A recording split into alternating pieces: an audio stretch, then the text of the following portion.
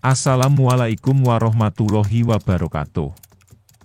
Salam sahabat, salam sedulur. Kali ini kita akan memasuki penjelasan terakhir dari Suluk Linglung, yaitu Pupuh Dandang Gula, bagian ke-1. Kisah ini disajikan dalam versi bahasa Indonesia. Semoga kisah perjalanan spiritual Sunan Kalijaga ini bermanfaat dan dapat memberikan hikmah untuk kita semua. Jangan lupa bantu channel ini dengan memberikan like, komen, subscribe, dan share-nya.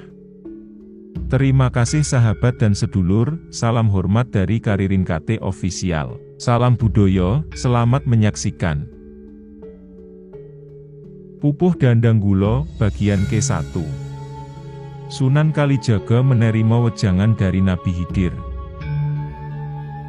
Syekh Melaya berkata, "Kalau begitu, hamba tidak mau keluar dari rogo dalam Tuan. Hamba sudah nyaman di sini saja. Di sini hamba bebas dari segala sengsara dan derita. Di sini tiada selera makan dan tidur, tidak merasa ngantuk dan lapar, tidak harus bersusah payah, bebas dari rasa pegal dan nyeri. Yang terasa ada hanyalah rasa nikmat dan manfaat." Lalu Nabi Khidir berkata dengan maksud memperingatkan, "Syekh Melaya, yang demikian itu tidak boleh kau lakukan kalau tanpa adanya sebab kematian." Nabi Khidir pun semakin merasa iba kepada Syekh Melaya. Nabi Khidir berkata, "Kalau begitu, engkau harus berupaya awas sajalah terhadap segala hambatan, jangan sampai engkau kembali seperti engkau yang dulu. Yang benar cara memohonnya, dan tetap berupaya yang waspada. Bagimu, anggaplah kalau sudah kau kuasai. Hal itu jangan hanya digunakan dengan dasar, bilang kau ingat saja.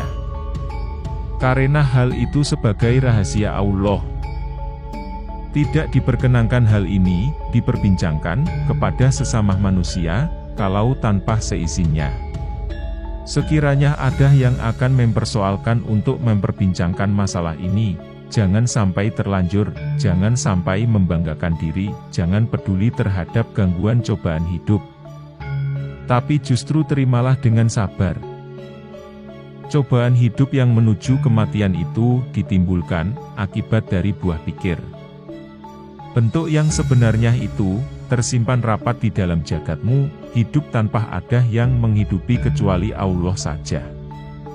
Tiada antara lamanya tentang adanya itu, bukankah hal itu sudah berada di tubuh, sungguh sudah berada bersama lainnya, selalu ada dengan kau, dan tak mungkin terpisahkan. Kemudian tidak pernah memberitahukan dari mana asalnya dulu, yang menyatu dalam gerak perputaran bawana. Bukankah berita sebenarnya sudah ada padamu, cara mendengarnya bagi ruh sejati, tidaklah menggunakan telinga, cara melatihnya pun juga tanpa dengan mata. Adapun telinga dan matanya, yang diberikan oleh Allah itu, sudah ada padamu. Secara lahir, sukma itu sudah ada pada dirimu, dan secara batinnya, sudah ada pada sukma itu sendiri. Memang demikianlah penerapannya. Ibaratnya, seperti batang pohon yang dibakar, pasti ada asapnya, yang berasal dari api, menyatu dengan batang pohonnya, dan ibarat air dengan alurnya, seperti minyak dengan susu, tubuhnya, dikuasai oleh gerak dan kata hati, demikian pun dengan yang sukma. Sekiranya, kita mengetahui wajah hamba Tuhan, dan sukma yang kita kehendaki ada. Lalu kita diberitahu akan tempatnya. Seperti wayang ragamu itu. Karena dalanglah, segala geraknya wayang, sedangkan panggungnya jagat ini. Bentuk wayang adalah sebagai bentuk badan atau rogo, bergerak bila digerakkan. Segala-galanya tanpa kelihatan jelas antara perbuatan dengan ucapan. Yang berhak menentukan semuanya, yang berkehendak semuanya, tidak tampak wajahnya. Justru, tanpa wujud dalam bentuknya, karena sudah ada pada dirimu. Umpamah yang jelas ialah ketika kita sedang berhias, yang berkaca itu ialah yang sukma. Adapun bayangan yang berada di dalam kaca itu, ialah yang ada di dalam kaca. Itulah dia yang bernama manusia sesungguhnya, bentuknya ada di dalam kaca. Lebih besar lagi pengetahuan tentang kematian ini jika dibandingkan dengan kesirnaan jagat raya. Karena lebih lembut, seperti lembutnya air. Bukankah lebih lembut kematian manusia? Artinya lembut ialah karena kematian manusia itu kecil sekecil kuman.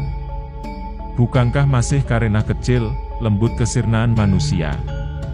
Artinya lebih dari, karena menentukan segalanya. Sekali lagi artinya lembut ialah, karena sangat kecilnya. Kematian dapat mengenai yang kasar dan yang kecil. Mencakup semua yang merangkak, melata pun tiada bedanya.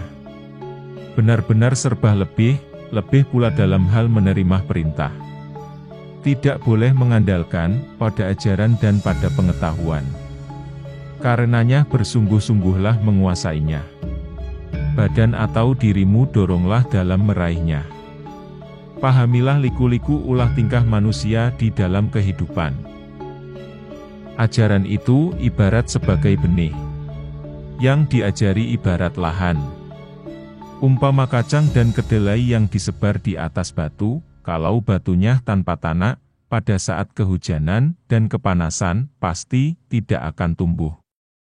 Tapi bila kau bijaksana, melihatmu, musnahkan pada matamu, jadikanlah hal itu menjadi penglihatan sukmo dan rasa.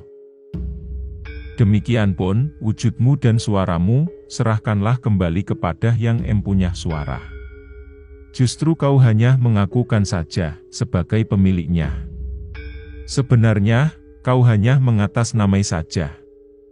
Maka dari itu, kau jangan memiliki kebiasaan yang menyimpang. Serahkanlah semua hanya kepada yang agung. Dengan demikian, kau itu disebut Angrogo Sukmo, yaitu, kata hatimu sudah bulat menyatu kaulah Gusti. Bicaralah menurut pendapatmu. Bila pendapatmu benar-benar meyakinkan, bila masih merasakan sakit, dan masih merasa was-was, kau sebenarnya sedang kejangkitan bimbang. Bila kau sudah menyatu dalam satu wujud, apa kata hatimu, apa yang kau rasakan, dan apa yang kau pikir, akan terwujud, dan ada yang kau cita-citakan, akan tercapai. Berarti sudah tercakup atau dikuasai olehmu, jagat seisinya. Justru itu benar-benar untukmu, sebagai upah, atas kesanggupanmu, sebagai khalifah di dunia. Bila kau sudah memahami dan menguasai amalan dan ilmu ini, hendaknya kau akan semakin cermat dan teliti atas berbagai masalah.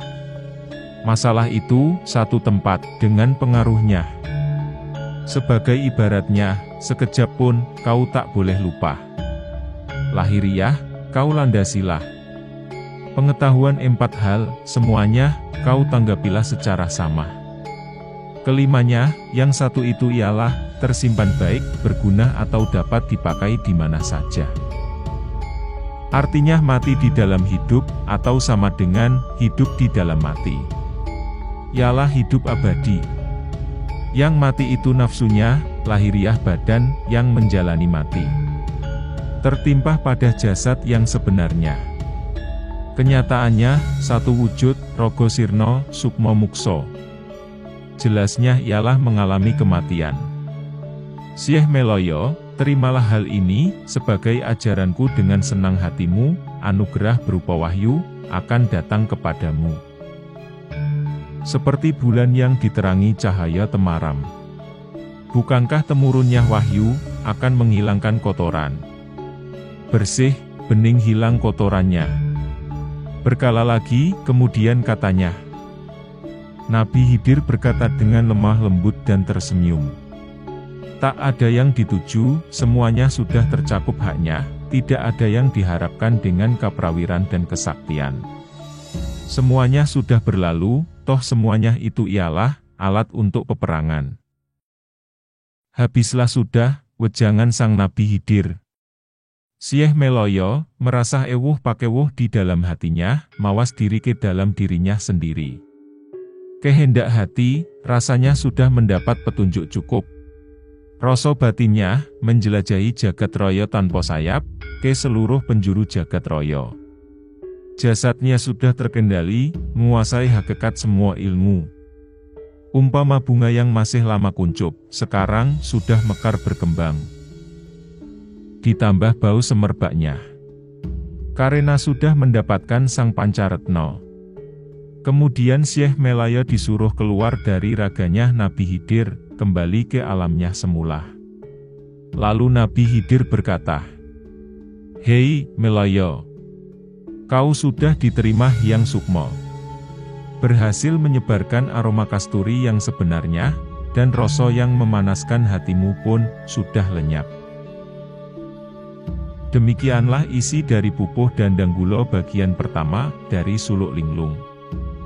Semoga kita mendapatkan hikmah yang tersirat dari ajaran ini. Terima kasih sahabat dan sedulur, salam hormat dari Karirin KT Official. Tolong bantu channel ini dengan klik like, share, komen dan subscribe-nya. Wassalamualaikum warahmatullahi wabarakatuh. Salam budaya, Rahayu Sagung Dumadi.